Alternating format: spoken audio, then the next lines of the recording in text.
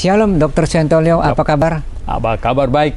Ya, Pak Gunadi. Saya ingin mendengarkan pencerahan tentang mengapa Alkitab kita terdiri dari Perjanjian Lama 39 dan Perjanjian Baru 27. Waktu dan tempat kami persilakan Dr. Suentolio. Oke, Pak Gunadi dan Bapak Ibu semua yang di rumah, banyak orang Kristen memang bertanya ya, mengapa Alkitab kita Perjanjian Lama 39 kitab dan Perjanjian Baru 27. Mengapa tidak 26? Mengapa tidak 28? Nah, ini hal yang sangat-sangat penting ya. Mengapa? Kita sudah ada episode yang sebelumnya yang mengenai mengapa kita percaya Alkitab firman Tuhan. Nah, karena Alkitab ini adalah dasar iman kita. Ya, kita mempercayai semua yang di dalam Alkitab ini. Jadi ini Alkitab itu fondasi iman kita. Nah, kalau Alkitab ini kacau, ya kacaulah iman kita. Kalau Alkitab ini tidak bisa dipercaya, iman kita menjadi iman yang tidak solid gitu, ya, tidak bisa dipertanggungjawabkan. Oleh sebab itu, Alkitab ini super penting. Bahkan semua yang lain-lain itu bisa tidak benar kalau Alkitab ini jadi tidak benar gitu. Ya, semua iman yang lain tidak ada, itu saya bilang akan balik nol gitu. Mau Tritunggal kah, Yesus satu-satu juru selamat segala macam. Kalau Alkitab ini kacau, ya semua itu jadi nggak ada guna. Ya kan? Apalah Tritunggal segala macam kan didasarkan pada Alkitab. Jadi kalau Alkitab kacau, ya semua yang lain itu jadi mubazir gitu. Balik nol gitu. Nah, oleh sebab itu betapa pentingnya kita mengenal Alkitab ini yang di tangan kita ini ya. Nah, kalau Bapak Ibu mau tahu apa alasannya kita mempercayai Alkitab kita dan firman Tuhan, itu ada episode sebelumnya ya. Tetapi hari ini kita mau bicara mengapa Perjanjian Lama 39 kitab. Mengapa ada banyak kitab yang lain, kitab Targum lah, yang macam-macam, ada katanya Henok, ada kitab Henok lah dan lain-lain, tidak masuk. Mengapa tidak bisa masuk jadi firman Tuhan? Dan ada apokripa. Kita juga tidak terima apokripa sebagai firman Tuhan. Nah, sekurang-kurangnya ada 3 alasan. Mengapa 39 kitab ini firman Tuhan. Ini PL dulu. Alasan yang pertama itu adalah sesuai dengan tradisi Yahudi. Hanya 39 ini firman Tuhan. Yang lain-lain boleh dibaca, tidak jadi masalah. Ya, itu disebut bacaan, tidak jadi masalah. Ya, jadi ini penting sekali. Sampai hari ini sebenarnya. Sampai hari ini di Israel sana hanya mengakui 39 kitab ini firman Tuhan. Nah, ini yang perlu diketahui. Yang kedua, kita dapatkan bahwa penulis-penulis kitab Perjanjian Baru, ya, seperti Matius, Markus, Lukas dan semuanya, penulis kitab Perjanjian Baru hanya mengutip dari 39 kitab ini. Ya, jadi tidak mengutip yang lain, ya, hanya menyatakan 39 kitab ini firman Tuhan. Jadi mereka tidak menyatakan apokripa firman Tuhan, tidak menyatakan kitab Talmud firman Tuhan, tidak. Ya, mereka hanya menyatakan 39 kitab ini firman Tuhan. Nah, ini sangat penting. Ya, jadi, orang Kristen harus sangat-sangat paham akan hal ini ya, dengan baik. Dan yang ketiga, alasan yang ketiga, ini sebenarnya yang paling penting. Tuhan Yesus sendiri hanya mengakui 39 kitab ini firman Tuhan. Nah, coba kita cek. Ya. Silakan kalau ada Alkitab boleh dibuka ya. Itu di dalam ya Injil Lukas ya, pasal yang ke-24. Itu pasal terakhir ya. Injil Lukas pasal yang ke-24 di ayat yang ke-44. Nah, Injil Lukas 24 ayat yang ke-44 berbunyi demikian. Ia berkata kepada mereka, inilah perkataanku yang telah kukatakan kepadamu ketika aku masih bersama-sama dengan kamu, yakni bahwa harus digenapi semua yang ada tertulis tentang aku. Jadi Tuhan Yesus kasih tahu muridnya, harus digenapi semua yang tertulis tentang dia di dalam kitab Taurat Musa. Satu, kitab Taurat Musa. Kemudian yang kedua katanya kitab nabi-nabi. Dan yang ketiga katanya kitab Mazmur. Jadi 3 kelompok kitab ini saja Tuhan Yesus akui sebagai firman-Nya. Kitab Taurat Musa itu 5 kitab pertama. Kejadian sampai Ulangan. Kemudian dia bilang kitab nabi-nabi. Ini ada 19 kitab nabi-nabi. Kemudian dia tambahkan kitab Mazmur, sebenarnya ketubim. Dalam kitab ketubim itu, kitab Mazmur paling atas. Maka disebut kitab Mazmur juga. Itu 12 kitab. Jadi totalnya 39 kitab ini. Nah, inilah yang Tuhan Yesus sebut akan digenapi menulis tentang dia dalam 39 kitab ini. Dan inilah alasannya ya, kita kelompok Kristen yang kita sebut Alkitabiah tidak bisa terima masuk kitab Apokripa, yang ada gereja yang menaruhnya di antara Matius dan kitab Wahyu, antara Matius dan kitab Maleaki ya. Jadi di antara di sini mereka selipkan kitab Apokripa ya, ada 12 kitab ya, yaitu kitab Makabe, Yudit, Tobit ya, dan lain sebagainya. Nah, kita tidak bisa terima itu sebagai firman Tuhan. Ya, dibaca tentu tidak salah, tetapi itu bukan firman Tuhan. Nah, jadi Bapak Ibu yang saya kasih dalam Tuhan Yesus Kristus, ini sangat penting ya. Supaya orang Kristen harus tahu yang mana firman Tuhan, yang mana cuma bacaan ya, tidak jadi masalah gitu. Nah, ini harus sangat jelas. Nah, ini kitab Perjanjian Lama. Oke, beres. 39 kitab ini. Nggak boleh tambah, nggak boleh kurang. Nah, ini yang diakui oleh Tuhan sendiri sebagai firman-Nya. Nah, kemudian kita beralih ke hal yang kedua. Mengapa Perjanjian Baru 27 kitab? Ya toh? Kenapa tidak 28? Kenapa tidak 26? Mengapa 27? Nah, jadi Bapak Ibu yang saya kasih dalam Tuhan Yesus Kristus, jemaat mula-mula tentu dipimpin oleh Roh Kudus, ya, itu menyimpulkan rasul-rasul ya, rasul-rasul adalah orang yang Tuhan tunjuk, yang Tuhan berikan mereka wahyu, revelation ya, jadi penyingkapan wahyu. Dan Tuhan berikan kepada mereka inspiration, ilham, untuk menuliskannya. Nah, maka itulah bukan hanya pengajaran lisan para rasul itu firman Tuhan, tetapi tulisan para rasul ya, itu firman Tuhan. Nah, ini yang harus difahami amat sangat.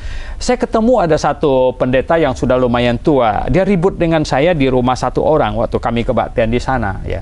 Dia malah tanya sama saya, apa beda surat saya dengan surat Paulus? Lah, saya bilang, Bapak sudah khotbah begitu banyak, masa tidak dapat membedakan surat Bapak dengan surat Paulus ya? Surat Bapak bukan firman Tuhan, mungkin surat cinta doh. Ya, kalau surat Paulus itu firman Tuhan. Nah, ini persoalannya ya. Ini yang orang Kristen harus tahu gitu. Ya, mengapa kita hari ini baca surat Rasul Paulus, kita bilang firman Tuhan begitu? Lah, bagaimana dengan surat om kamu? Itu bukan firman Tuhan. Nah, ini harus difahami ya. Jadi begini, jemaat awal, jemaat mula-mula, akhirnya mereka mengumpulkan surat atau tulisan rasul. Dan mereka tahu ya Tuhan berbicara melalui rasul gitu. Melalui rasul-rasul pengajarannya. Jadi dan Tuhan memang memberi meterai kepada segala yang disampaikan oleh rasul. Meterainya itu apa? Nah, meterainya sebenarnya adalah karunia melakukan mujizat itu ya. Nah, kita lihat di 2 Korintus pasal 12 ayat 12. 2 Korintus ya.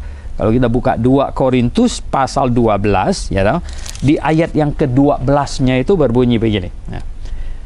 Segala sesuatu yang membuktikan bahwa aku adalah seorang rasul telah dilakukan di tengah-tengah kamu dengan segala kesabaran oleh tanda-tanda, mujizat-mujizat, dan kuasa-kuasa. Kelihatannya, mungkin ada penghasut-penghasut datang ke Korintus, menyebabkan ada yang mempertanyakan kerasulan dari Paulus. Karena Paulus kan nggak ikut sama-sama Petrus segala macam waktu Tuhan Yesus masih belum disalib gitu. Mungkin apakah betul dia rasul dan lain sebagainya. Nah, akhirnya Paulus tulis ini, segala sesuatu yang membuktikan aku seorang rasul sudah dilakukan di tengah-tengah kamu. Yaitu apa? Mujizat-mujizat, kuasa-kuasa yang ditunjukkan itu. Nah, sebenarnya orang Kristen yang mempelajari Alkitab memahaminya begini. Mengapa Paulus jalan dengan Barnabas? Barnabas tidak buat mujizat. Yang buat mujizat itu Paulus. Karena Barnabas tidak diangkat jadi rasul. Yang diangkat jadi rasul itu Paulus. Lalu Paulus jalan dengan Silas, perjalanan misinya. Silas tidak buat mujizat gitu. Hanya Paulus yang buat mujizat. Maka itulah Silas tidak rasul, Paulus yang rasul. Gitu. Nah, tidak tercatat Timotius, Titus segala macam buat mujizat. Ya, karena mereka bukan rasul. Nah, jadi Bapak Ibu yang saya kasih dalam Tuhan, hal yang sangat-sangat penting difahami adalah bahwa tidak sembarangan orang boleh menyebut dirinya rasul. Tidak sembarangan orang. Sebab apa? Kalau betul-betul dia rasul, kita harus terima tulisannya itu firman Tuhan gitu. Ya kan? Ya. Kan nggak bisa tidak ya. Karena orang bilang si anu itu rasul. Yang benar gitu. Ya kalau dia betul-betul rasul, ya suratnya harus kita kumpulkan, masukkan sini gitu. Ya tidak mungkin ya. Jadi tidak semua orang boleh menjabat rasul dan tidak semua orang diberi ini jabatan rasul. Hanya orang yang Tuhan sungguh-sungguh pakai dan Tuhan buktikan pengangkatannya sebagai rasul dengan apa? Memberikan dia karunia melakukan mujizat, sebenarnya itu. Nah, beda dengan mujizat dengan karunia melakukan mujizat itu begini, Pak. Ini banyak orang dibingungkan. Misalnya kalau kita tim penginjilan ke Papua. Tim penginjilan ke Papua, ya toh. Wah, masuk hutan segala macam, ya enggak? Nah, kita kan rada agak berumur gitu toh. Pak Gunadi jatuh sakit, waduh, ini kelihatannya agak gawat ini ya. Lalu, wah ini bisa out ini gitu ya, bisa out ini. Lalu ini di hutan lagi, obat yang nggak ada segala macam. Nah, saya berdoa Pak, Tuhan tolonglah. Ini di tengah hutan ini, ya. Kalau out di sini ini bisa gawat nih, bawa pulangnya repot, ya. Nah, saya berdoa, habis berdoa, tidak lama kemudian Pak Gunadi bilang, wah ini mulai sehat nih Pak Suento, mulai sehat ini saya nih. Wow, ya saya bilang, Tuhan jawab doa kita, ya kan? Terjadi mujizat gitu loh. Nah, saya bilang begini, ya toh. Saya tidak diberi karunia melakukan mujizat karena saya bukan rasul. Ini harus difahami gitu. Tapi Tuhan menjawab doa. Sehingga mujizat terjadi karena Tuhan menjawab doa. Artinya begini, lain kali kalau saya doakan orang belum tentu orang sembuh lagi gitu. Ya, jadi saya tidak boleh pulang ke Jakarta lalu bikin acara KKR supaya semua orang sakit dibawa ke saya segala macam. Lalu saya doakan, ada yang nggak sembuh, saya marah-marah, dia kurang iman segala macam. Tidak boleh begitu. Ya. Nah, jadi sekarang ya kita tahu satu hal yang sangat penting sekali adalah apa? Posisi rasul. Nah, harus kita tahu posisi rasul baru kita bisa tahu 27 kitab PB ini mengapa diterima sebagai firman Tuhan. Mengapa? Jadi syarat nomor satunya itu adalah itu tulisan rasul. Itu tulisan rasul. Ya. Jadi jemaat mula-mula mereka berkumpul, mereka mengumpulkan ya karena waktu itu kan belum ada mesin fotokopi. Gitu. Jadi Matius tulis, mungkin Matius ada di daerah Yudea ya, dan orang-orang Yudea di sekitarnya zaman itu hanya pakai salin. Ya. Jadi salin. Oleh sebab itu ada banyak manuskrip, ada ribuan. Bahkan ada yang terjadi kok tidak sama, tidak sesuai, beda. Yang namanya orang salin kan kadang-kadang bisa, ya kalau di fotokopi nggak ada salahnya, pleng gitu loh. Kalau disalin pakai tangan ya bisa memang ya miss sedikit dan lain sebagainya bisa. Nah ini. Tetapi ya biasanya gini. Kami yang mempelajari manuskrip tahu, biasanya begini, kita ada namanya text criticism, itu pelajaran ini.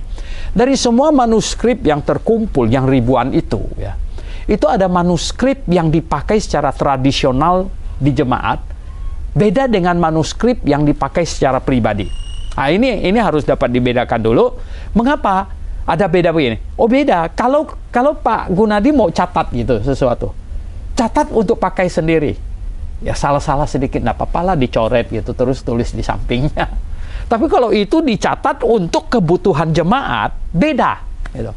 Pasti akurasinya tuh tinggi gitu. Nah, makanya kalau dicatat untuk dipakai jemaat punya, itu tidak ada coret-coretan biasanya. Ya, karena akurasinya tinggi. Nah, oleh sebab itu yang bisa dijadikan patokan biasanya adalah apa? Manuskrip yang diturunkan dari jemaat, bukan yang dipakai person per person di rumah masing-masing punya gitu. Oke. Nah, kita lihat sekarang 27 kitab yang dikumpulkan oleh jemaat ya abad pertama dan kedua, ini adalah tulisan rasul. Tulisan rasul ya. Jadi kalau bukan tulisan rasul, mereka mesti lihat. Nah, ini yang kedua, kategori kedua. Jadi gini, nomor 1 tulisan rasul ya. Nomor 2 itu di-backup oleh rasul. Di-backup oleh rasul itu begini ya. Seperti ada 2 Injil bukan menyandang nama rasul, yaitu Injil Markus dan Injil Lukas. Mengapa bisa masuk? Ya, kan ini bukan tulisan rasul, ya toh. Diselidiki, ternyata Injil Markus itu sebenarnya semua informasi yang Markus tuliskan ini dari Petrus. Hampir Injil Markus ini disebut Injil Petrus. Jadi ini informasinya dari Petrus. Oleh sebab itu, kalau Bapak Ibu baca ya, kalau kita baca Injil Matius ya, itu ada ini unsur pribadi seorang akunting di dalamnya. Karena makanya sangat rapi soal angka-angka, semuanya dia sangat rapi di Injil Matius. Ya. Mengapa? Karena Matius ini pemungut cukai. Pemungut cukai kan banyak ini ya, tulis menulis. Makanya dia angka-angka di Injil Matius paling strict dia. Nah, sedangkan Injil Markus ini ditulis atas tuturannya Petrus. Petrus itu kocak orangnya. Ya toh, ya Tuhan Yesus cuci kaki satu-satu aja dia bilang apa? Jangan cuci kaki saya. Ya kan dia logika manusianya kan berpikir ini guru ya toh. Loh, kok cuci kaki kita nih bagaimana? Kan kalian nggak protes yang lain ya toh.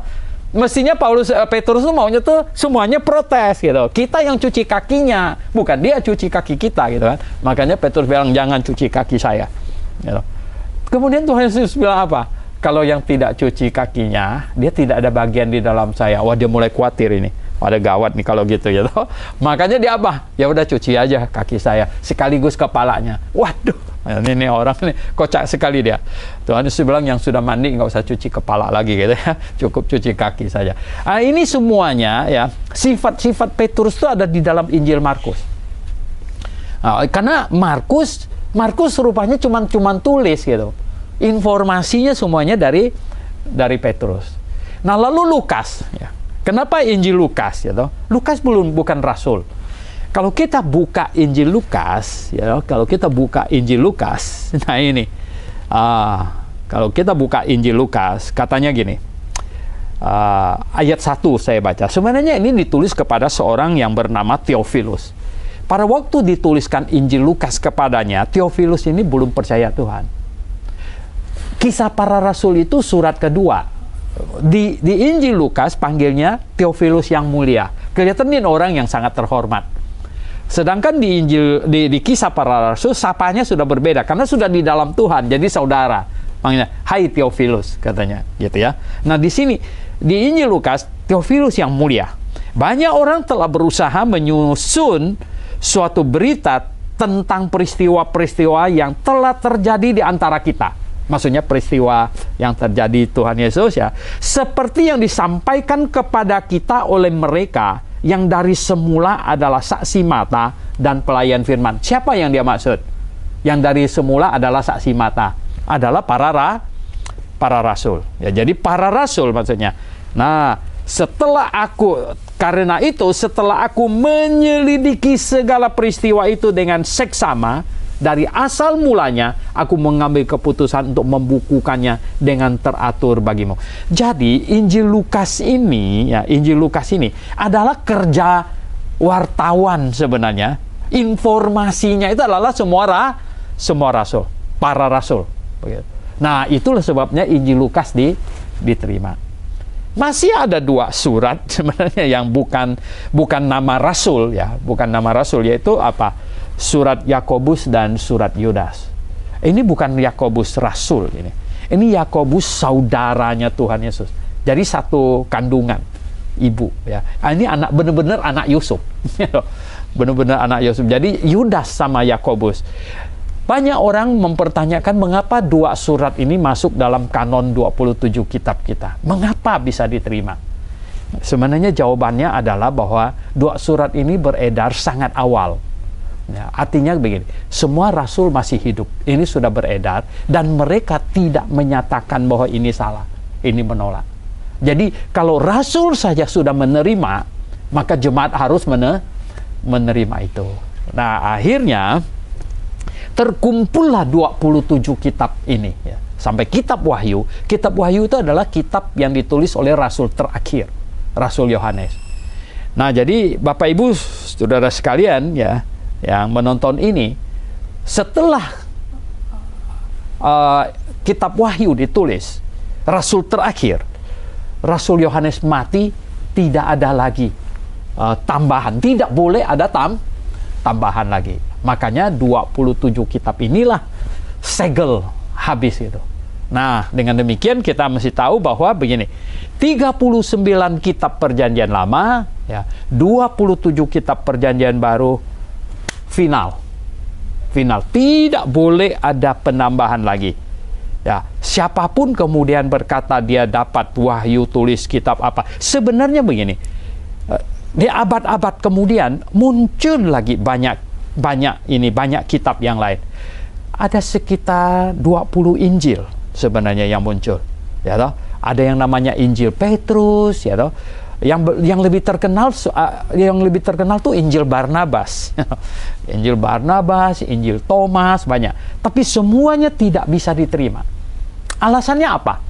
Alasannya karena barang-barang itu muncul setelah tidak ada rasul yang bisa memastikan bahwa itu benar.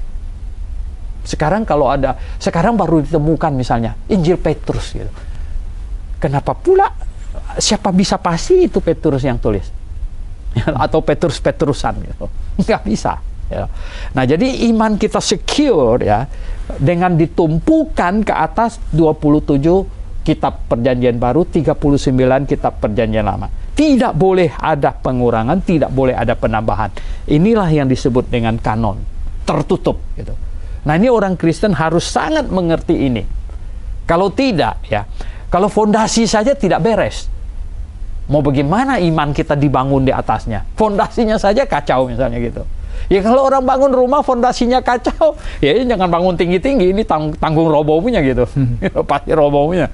Nah, kira-kira begitu, Pak. Oke, silakan kalau ada mungkin ya pertanyaan. Jadi iman yang bisa dipercaya artinya iman yang benar itu iman yang menurut standar Alkitab ya. Betul. Jadi keluar dari Alkitab ini iman yang salah gitu ya. Betul. Ya. Jadi kalau begitu mungkin kalau ada orang yang seolah-olah menyimpang dari Alkitab, pengajaran-pengajaran yang tidak sesuai dengan Alkitab, patokannya bisa dihakimi dari ayat-ayat Alkitab ini. Betul ya. Ya, jadi begini ya, Pak Gunadi. Ada 2 kategori kesesatan dalam kekristenan. Ya. Satu adalah keluar dari Alkitab. Ini artinya ada pengurangan atau penambahan. Ya, geser dari Alkitab. Ya. Bergeser dari Alkitab. Dan yang kedua ini adalah salah menafsirkan Alkitab. Ya, jadi ini 2. Di dalam seluruh kekristenan yang begitu ramai, ya, denominasi yang kayak hutan belantara, gitu, itu hanya ada 2 kategori kesesatan. Bergeser dari Alkitab. Ya. Artinya kurang. Kalau kurang nggak bisa paham kebenaran. Yudaisme itu bisa kacau karena kurang. Ya loh? Kurang apa? Dia nggak percaya perjanjian baru. Berarti segala macam ibadah simbolik perjanjian lama, sembelih domba dan lain sebagainya tidak ada lanjutannya. Ya loh? Nah, dombanya siapa dan lain sebagainya, tidak ada lanjutannya. Dia tidak mungkin bisa benar karena dia kurang. Nah, kalau lebih, lebih ini banyak yang lebih ini, banyak yang kelebihan nih. Ini yang kacau ini ya loh. Kelebihan ini ya loh. ada Mr. M yang ya ketemu malaikat di gua, ya bikin kitab lagi, ya nggak? Ini kan kacau-kacau ini, gitu. Banyak ini ada tambah-tambahan ini. Nah ini nggak mungkin bisa benar. Ini artinya bergeser dari Alkitab, keluar dari Alkitab. Nah, ini kategorinya bisa kita cari. Ya. Termasuk ya sebenarnya kelompok yang percaya masih ada turun wahyu lagi. Orang bernubuat dan sebagainya. No, kita bilang tidak bisa. Ya, tidak ada lagi wahyu fresh dari Tuhan. Sudah ditutup kanan. Sudah ditutup. Yeah. Nah, mereka langsung bilang, Pak Suhento kok batasin Tuhan? Saya bilang, kamu jangan bodoh begitu. Saya sekecil ini bagaimana mau membatasi Tuhan? Yang benar itu Tuhan yang batasin kita. Dengan ini dia batasin kita supaya kita jangan keluar dari sini. Gitu. Kalau kita keluar dari sini kita gawat. Iman kita pasti salah. Tidak mungkin bisa benar. Nah, yang kedua, kategori kesesatan yang kedua adalah apa? Salah menafsirkan Alkitab. Mengapa bisa salah menafsirkan Alkitab? Nah, ini mengapa bisa salah menafsirkan Alkitab adalah karena apa? Terlalu menekankan sebagian ayat dan mengabaikan ayat-ayat lain. Nah, ini akan menyebabkan kesimpulan yang tidak harmonis. Ya, tidak harmonis. Padahal kesimpulan itu harus harmonis. Harus komprehensif. Betul, komprehensif, harmonis. Tidak boleh ada saling bertentangan. Tidak boleh ada satu ayat Alkitab yang ketinggalan dipertimbangkan. Semuanya harus masuk dalam pertimbangan. Baru ambil kesimpulan yang utuh, benar, komprehensif. Ya. Benar, begitu. Ah, ini. Jadi dua ini. Nah, makanya kita start awalnya kan adalah apa? Alkitab ini satu-satunya firman Tuhan. Tidak boleh keluar. Nah, ada gereja yang tambah apa? Tradisi katanya. Pak Suhento tradisi harus bilang. Oh, saya bilang, ini kan tradisi Rasul. Dia bilang, ini kan tradisi Rasul. Saya bilang, justru tulisan Rasul ini adalah pengajaran yang dari Rasul. Sedangkan tradisi yang dituturkan secara lisan, dia bilang, di mana ada jaminan bahwa itu bisa benar gitu, tidak bergeser setelah 2000-an tahun. Nggak usah jauh-jauh kok. Kita 30 orang biasanya kita main kalau acara camping ya. Saya bisikin Pak Gunadi, ada ular di pagar melingkar-lingkar di sana ya. Bisikan lagi 30 orang sampai di ujung ularnya jadi apa? Nggak bisa ya. Justru kalau tradisi lisan dia masuk, iblis masuk lewat tradisi itu gitu, untuk mengacaukan. Nah, Tuhan tidak mau. Ini firman tertulis ini sudah ini ya. Artinya begini, semuanya harus berpatokan ke sini. Ya. Ada satu pertanyaan lagi, Pak. Ada orang yang mengajarkan predestinasi, ya, seolah-olah Adam ini Tuhan yang membuat kesalahan. Apakah ini keluar dari konteks Alkitab atau salah tafsir? Bagaimana? Salah tafsir. Nah, silakan, Pak. Itu kelompok yang salah tafsir, predestinasi. Kita sebutkan teologi predestinasi, ya. Teologi predestinasi ini kan pencetusnya John Calvin. Ya. Jadi dia menafsirkan, dia menyimpulkan begitu ya, bahwa Tuhan Allah sudah menetapkan, sudah predestinated ya nasib orang atau apa. Sebenarnya predestinasi ini, teologi predestinasi itu mirip dengan tetangga kita itu yang namanya apa ya, ini kalau takdir ya. Sudah ditakdirkan gitu, sudah dipredestinate, sudah ditakdirkan ya tetangga kita itu. Kekristenan kan tidak mengenal begitu ya. Oh, kita itu salah ya. Jadi gini, John Calvin saking dia mau menekankan itu, segala sesuatu melalui satu dekret ya. Allah sudah tetapkan segala sesuatu. Jadi ditanya dia, kalau begitu Adam jatuh dalam dosa juga sudah Tuhan tetapkan dong. Dia jawabnya apa? Ya. Nah, ini yang saya bilang, saya tidak bisa terima. Bagaimana Adam jatuh dalam dosa Tuhan yang tetapkan? Malah John Calvin tambahkan, pada waktu Adam jatuh Tuhan senang katanya. Ampun, saya bilang, ini bagaimana bisa begitu? Itu salah menafsirkan Alkitab. Itu yang disebut pendapat manusia. Betul. Iya. Sehingga mengakibatkan jadi efeknya simpang siur. Simpang siur. Nah, makanya jadi orang Kristen ya, karena kita menjunjung tinggi kebebasan. Ya. Karena kita menjunjung tinggi kebebasan inilah makanya sangat variasi. Tetapi orang Kristen tidak boleh kehilangan akal sehat ya, untuk menilai. Dan mau tidak mau harus memilih yang mana. Tidak bisa tidak. Ada orang, aduh saya nggak mau pilih deh, nggak bisa.